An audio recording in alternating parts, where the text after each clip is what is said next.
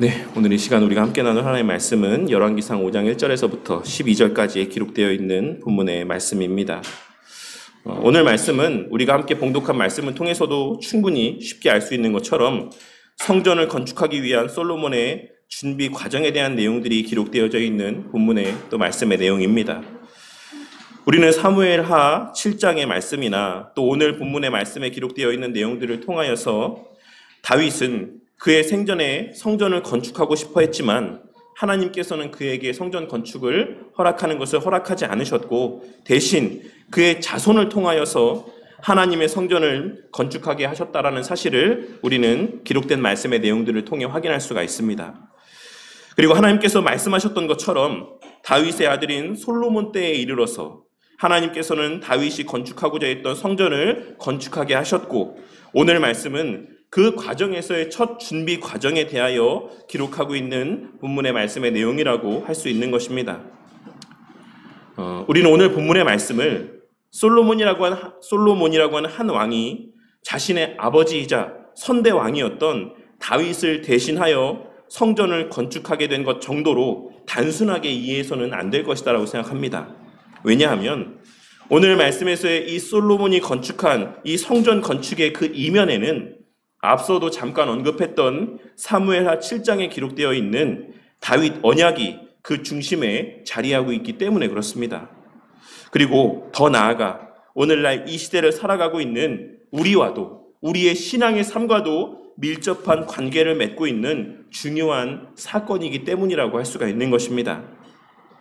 오늘 말씀을 통하여서 과연 솔로몬을 통해 성전을 건축하게 하신 이 사건 가운데 담겨져 있는 하나님의 뜻이 무엇이고 또한 그로 말미암아 우리가 깨달아야지만 될 하나님께서 우리에게 베푸신 은혜가 무엇인지를 깨닫게 되므로 이 시간 이 말씀에 귀를 기울이는 저와 우리 모두에게 하나님께서 베푸시는 큰 위로와 소망이 가득하기를 바라겠습니다.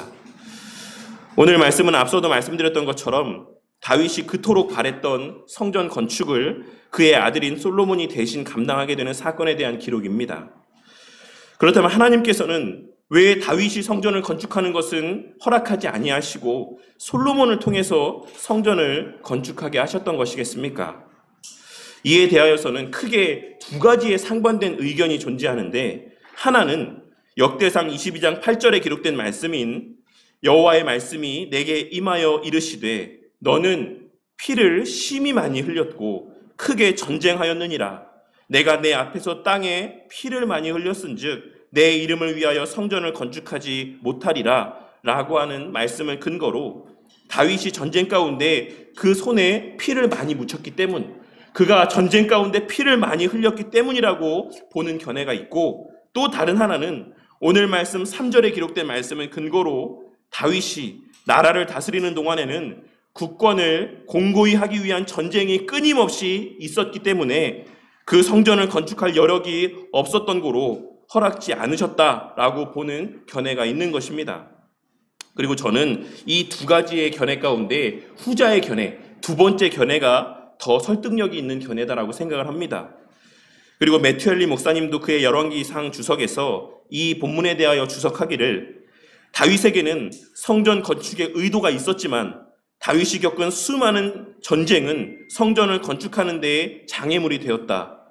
이러한 전쟁들은 많은 시간과 염려와 걱정을 더했으며 그에게는 지속적인 계속적인 경비 지출과 많은 백성들을 끊임없이 채용해야지만 되는 부담을 지녀야지만 됐다. 그래서 성전 건축이 제대로 진행될 수 없었다라고 설명을 하고 있는데 이는 3절에서의 솔로몬의 말에 담긴 의미는 다윗이 피를 많이 흘렸기 때문이라는 부정적인 뉘앙스의 말이 아닌 다윗 때에는 성전을 건축할 만한 여건과 상황이 되지 않았기 때문에 전쟁이 끊임없이 계속해서 있었기 때문에 하나님께서는 다윗의 때에 성전을 건축하게 하지 않고 다윗을 통해 나라가 완전하게 안정기에 접어들게 된 이후에 그 이후에 자손을 통해서 성전을 건축하게 하신 것이다라고 이야기를 하고 있는 것이라 할 수 있는 것입니다.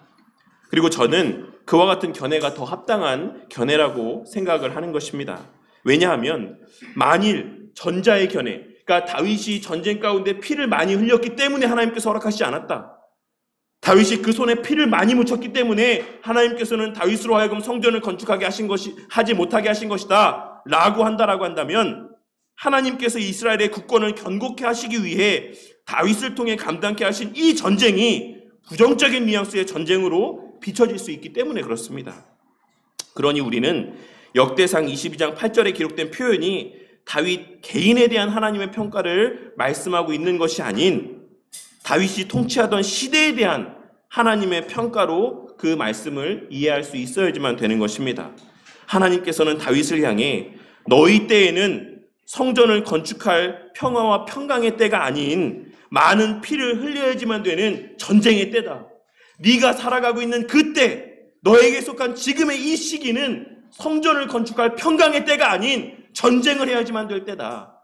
피를 많이 흘려야지만 될 때다. 그러니 이 때는 성전을 건축할 때가 아니다 라고 하는 것을 말씀하고 있는 것이며, 그러니 너를 통해서, 너의 그 피 흘림을 통해서 이 다윗의 나라, 이 이스라엘이라고 하는 나라가 공고히 섰을 때, 그때 너의 후손을 통해서 내가 성전을 건축하게 하겠다 라고 하는 것이 하나님께서 다윗에게 하신 말씀의 본 뜻이라고 우리는 이해할 수 있어야지만 된다는 것입니다.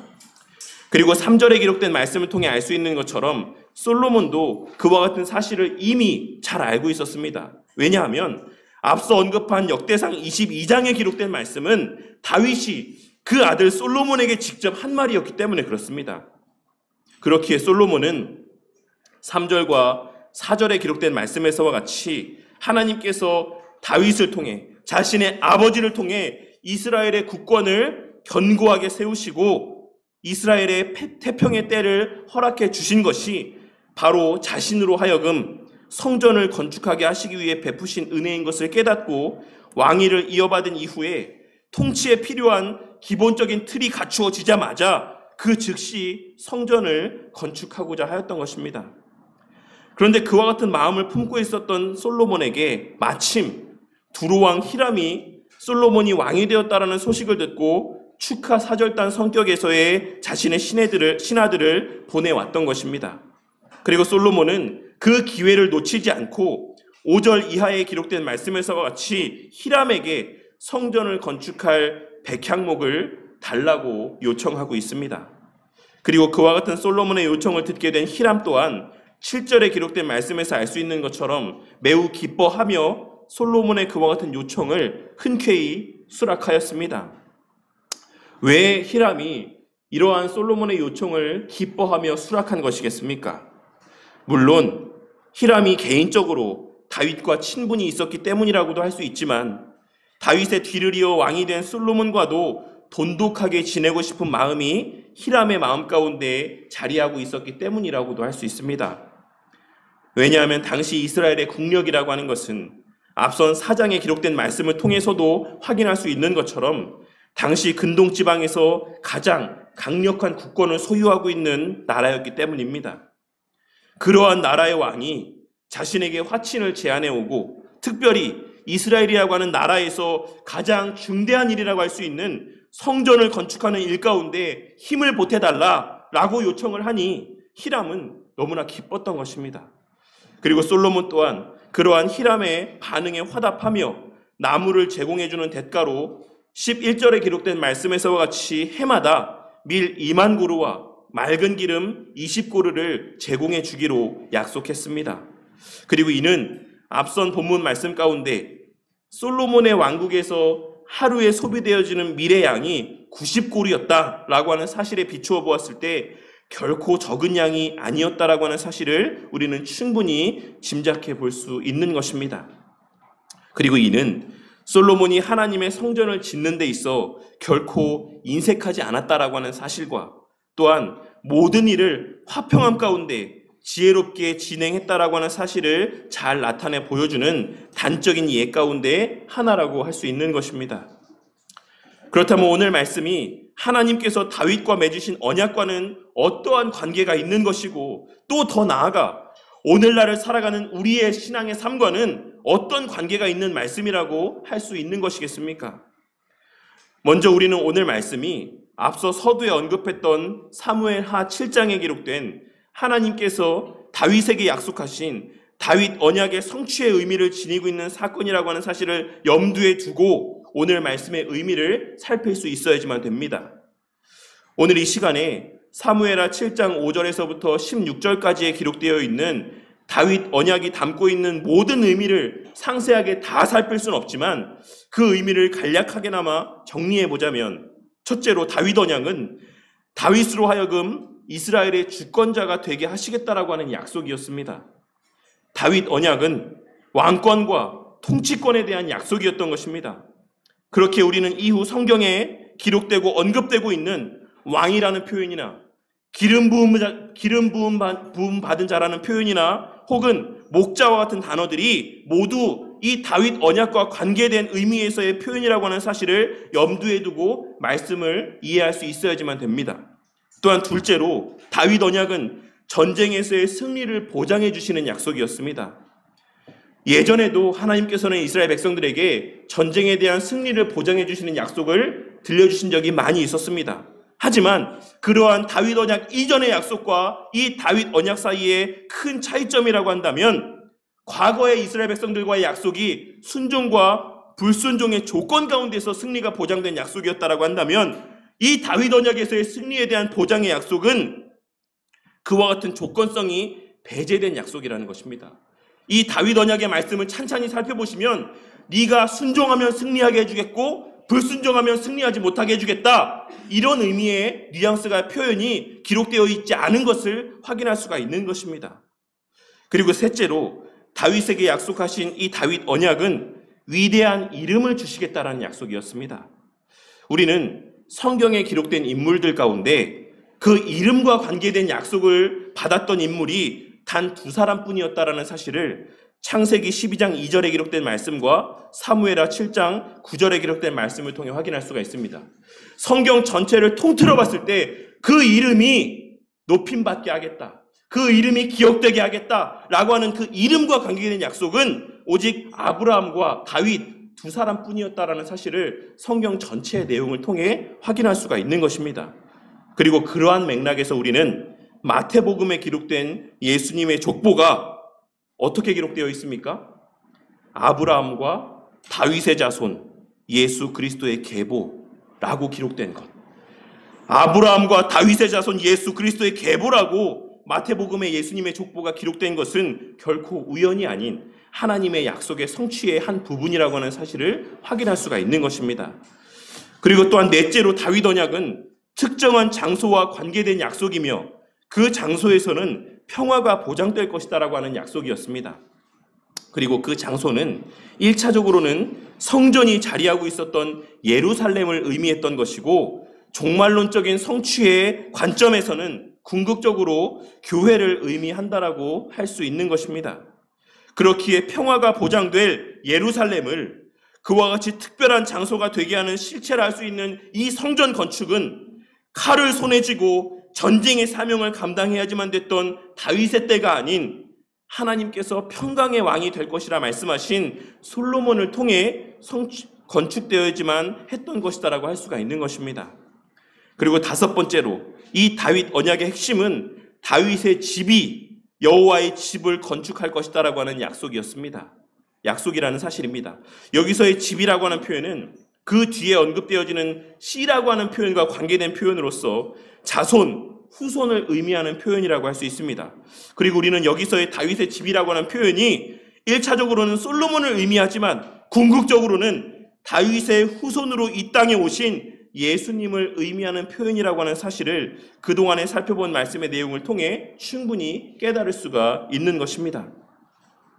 그런데 우리는 일반적으로 아버지가 왕이면 그 아들이 왕이 되는 것이 당연한 일이다 라고 생각하는 경향이 있지만, 우리는 앞서 사울에게 요나단이라고 하는 훌륭한 왕이 있었음에도 그 아들이 왕위를 이어받지 못했다라고 하는 사실과, 사사들 가운데 그 누구도, 그리고 제사장 엘리나 심지어 사무엘이라고 하는 위대한 하나님의 사람조차도 그 아버지의 뒤를 이어 그 아들이 그 직무를 이어서 감당한 예가 없었다라고 하는 사실을 기록된 말씀을 통해 확인할 수가 있습니다.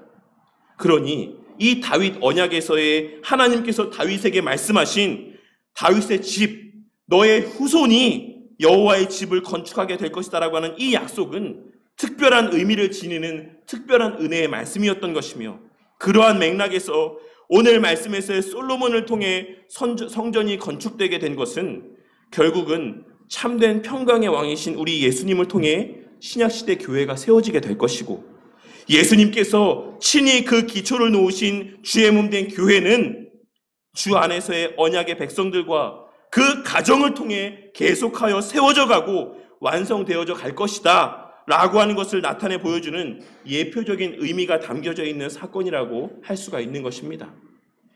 우리가 어떠하더라도, 우리의 신앙의 삶이 어떠하더라도 하나님께서는 우리를 통해 태어나게 하시는 우리의 자손들을 통해, 믿음의 자손들을 통해, 언약의 자손들을 통해 주의 몸 된 교회를 계속해서 세워나가실 것이다.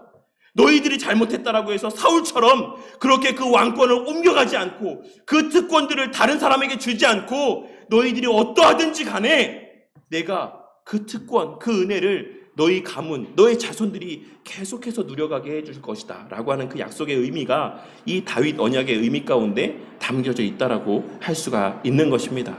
그리고 우리는 또한 큰 틀에서의 그러한 맥락에서 믿음의 가정에서 태어난 우리 후손들, 우리 자녀들을 하나님의 자녀라고 믿고 고백하는 것이며 그들에게 유아 세례를 베푸는 것이다라고 할 수가 있는 것입니다.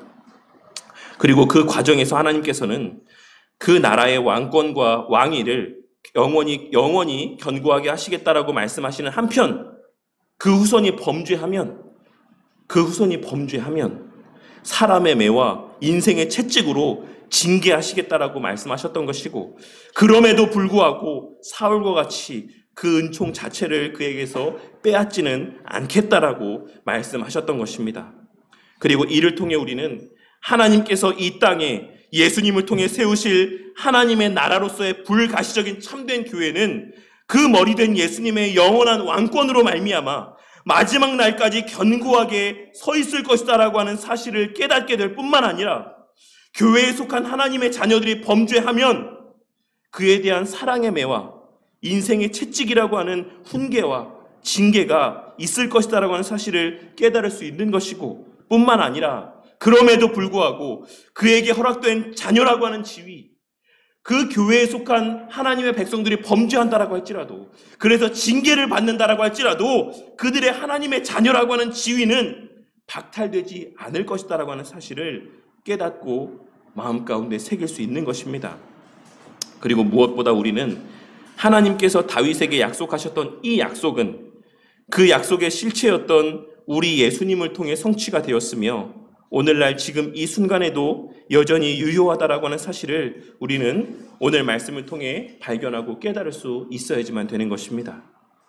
오늘 말씀에서의 솔로몬을 통해 성전을 건축하게 하시는 이 하나님의 역사를 통해 이 시간 주의 몸 된 교회는 평강의 왕이신 우리 예수님께서 평강의 사람, 온유하고 사랑이 많은 하나님의 그 자녀들을 통하여, 하나님께 속한 자들을 통하여 친히 세우시고 또한 세워가신다라는 사실을 깨닫게 되는 저와 우리 모두가 되기를 바라겠습니다. 하나님께서는 성전 건축을 다윗에게는 허락하지 아니하셨고 그의 아들인 솔로몬에게 허락하셨습니다. 그리고 그와 같이 하신 이유는 앞서도 말씀드렸던 것처럼 다윗은 피 흘리며 싸우는 전쟁을 위한 사람이었고 솔로몬은 온순한 사람이었기 때문이라고 하는 사실, 평강의 사람이었다라고 하는 사실을 우리는 역대상 22장 8절과 9절에 기록된 말씀을 통해 확인할 수가 있는 것입니다. 역대상 22장 9절에서의 온순한 사람이라고 하는 표현에서의 이 온순하다라고 하는 표현은 안식하다, 위로하다, 쉬다 라고 하는 의미를 지니고 있는 표현입니다. 역대상 22장 9절에서 솔로몬을 표현하고 있는 온순한 사람이라고 하는 이 표현의 의미는 그가 안식을 주는 사람, 위로를 주는 사람, 쉼을 주는 사람이라는 의미를 담고 있는 표현이라는 것입니다. 이는 궁극적으로 예수님을 가리키는 표현이라고 하는 사실을 우리는 하나님의 약속이 성취되어져 온 과정을 통해 확인할 수가 있습니다. 솔로몬을 이와 같은 표현으로 지칭한 것은 그 솔로몬이 예표했던 예수님이 궁극적으로 어떤 분이신가를 나타내 보여주기 위한 표현이라는 사실을 우리는 깨닫고 명심해야지만 된다는 것입니다. 그렇다면 이 사실이 의미하는 바가 무엇이겠습니까? 이는 주의 몸 된 교회는 어떤 곳이어야 되는지, 주의 몸 된 교회를 구성하는 이들은 어떤 자들이어야 하는지, 평강의 왕이신 예수님께서는 어떠한 이들을 통해 당신의 몸 된 교회를 세워가시는 것인지, 우리는 오늘 말씀에서의 솔로몬을 통해 성전을 건축해 하시는 하나님의 일하시는 역사를 통해 발견하고 깨달을 수 있어야지만 된다는 것입니다. 교회는 평강의 왕이신 예수님을 머리로 둔 공동체인 것이며, 우리 예수님께서는 주의 몸 된 교회를 통해 세상에 참된 안식과 참된 위로와 참된 쉼을 주시고자 이 땅에 이 교회 공동체를 세우셨습니다. 하지만 오늘날 교회 공동체가 사람들에게 진정한 참된 안식과 참된 위로와 참된 쉼을 제공해 주고 있습니까? 오늘날 세상 속에서의 교회가 세상 사람들에게 있어 참된 위로의 장소로 여겨지고 있습니까?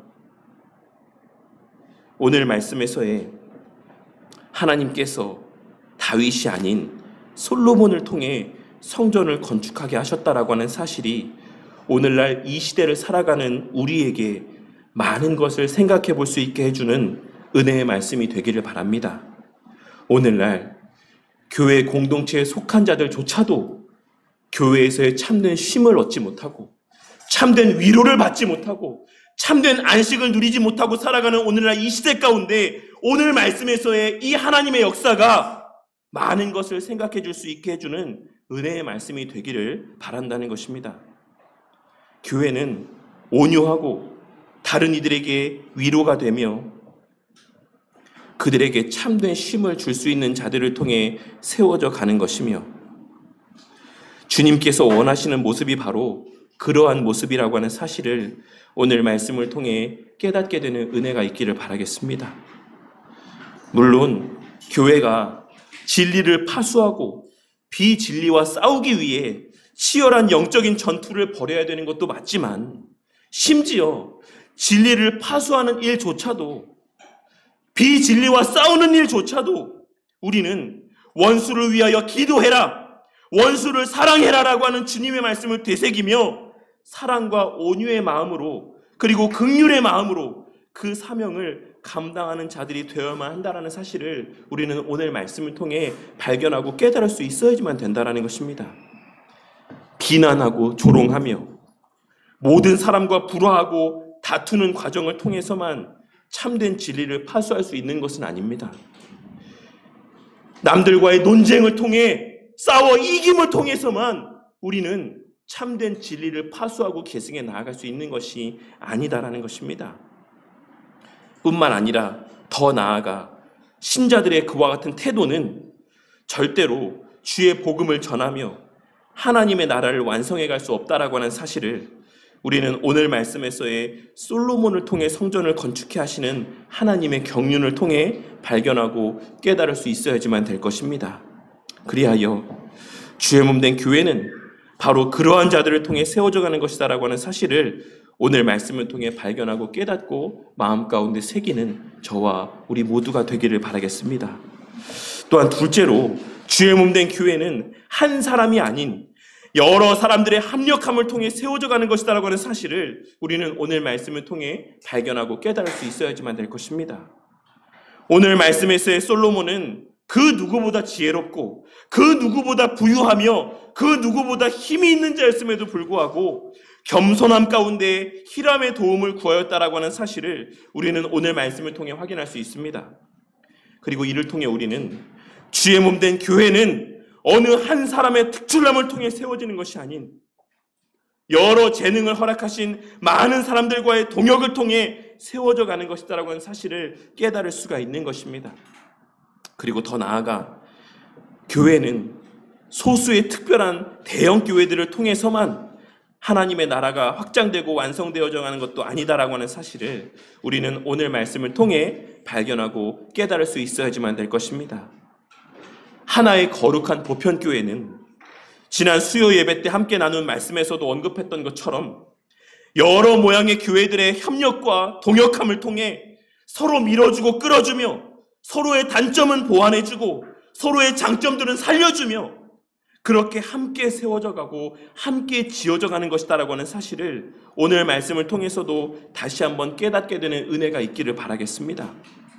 하나의 지역교회가 여러 모양의 성도들의 동역과 헌신과 수고 가운데 세워져 가는 것처럼 하나의 거룩한 보편교회라고 하는 것도, 우리가 믿는다라고 고백하는 하나의 거룩한 보편교회라고 하는 것도 한 모양의 특정한 교단에 속한 교회들을 통해서만 세워져 가는 것이 아니라, 특정한 몇몇 교회들을 통해서만 세워져 가는 것이 아니라 이 땅에 존재하는 모든 주의 몸된 교회들의 동역과 헌신과 수고 가운데 세워져 가는 것이다라고 하는 사실을 우리는 오늘 말씀을 통해 다시 한번 발견하고 깨달을 수 있어야지만 된다라는 것입니다.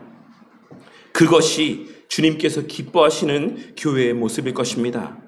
그것이 바로 당신 스스로의 힘으로도 구원의 역사를 완성하실 수 있는 무한하신 능력을 가지신 하나님이심에도 불구하고 이 땅에 여러 모양의 크고 작은 교회들을 세우게 하신 하나님의 뜻과 경륜이라고 할 수 있는 것입니다.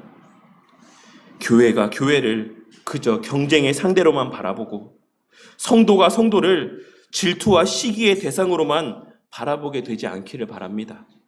우리 교회가 저 교회보다 나아야지, 우리가 저 교회보다 많이 모이는 교회가 되어야지, 어떻게 해서든 저 교회에서 사람을 뺏어올지라도 우리 교회가 더 성장하는 교회가 되어야지 라고 하는 마음으로 교회를 바라보며 그런 식으로서의 양적인 부흥과 성장을 추구하며 나아가는 그런 교회가 되지 않기를 바란다는 것입니다.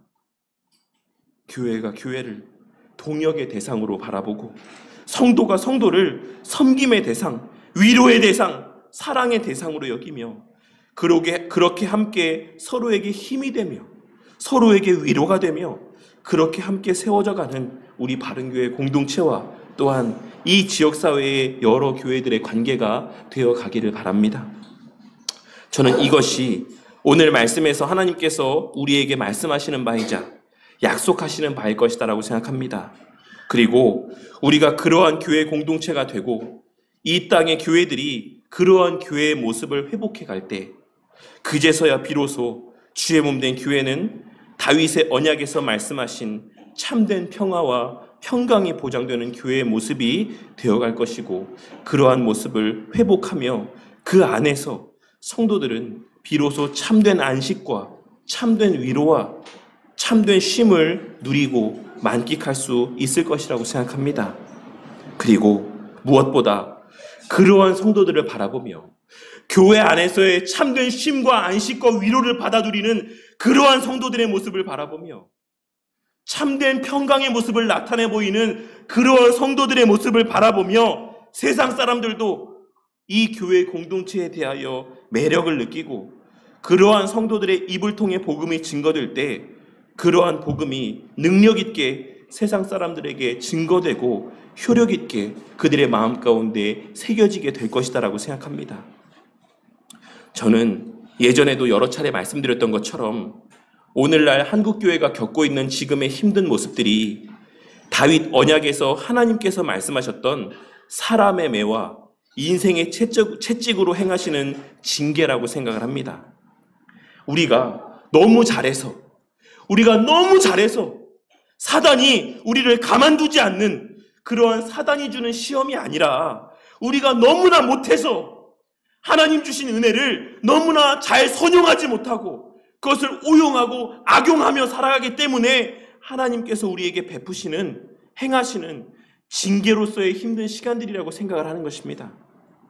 오늘날 교회는 입으로는 사랑을 외치지만 실상은 그 어느 곳보다도 참된 사랑을 찾아보기 힘든 곳이 되고 말았습니다.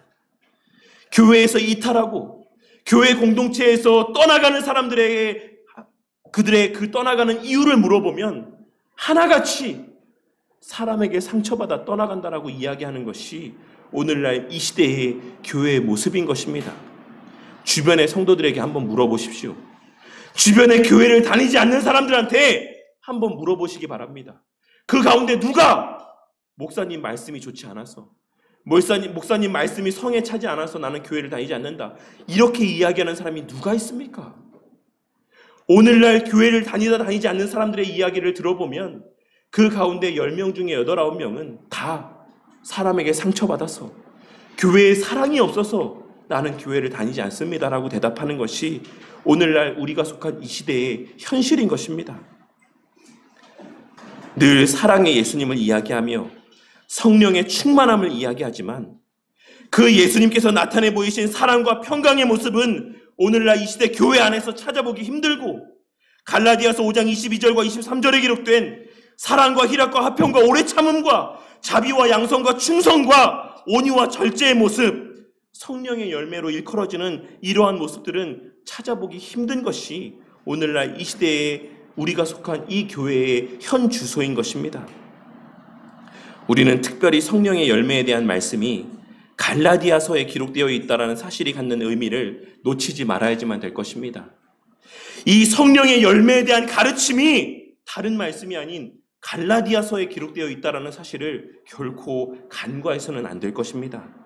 하나님께서는 율법과 행함을 강조했던 갈라디아 교회를 향해서 율법의 참된 의미와 그 가치를 아는 자들은 서로를 향해 비난하는 것이 아니라, 서로를 손가락질하는 것이 아니라 사랑함과 희락과 화평함과 오래 참음과 자비와 양선과 충성과 온유함과 절제의 모습이 나타날 수밖에 없다.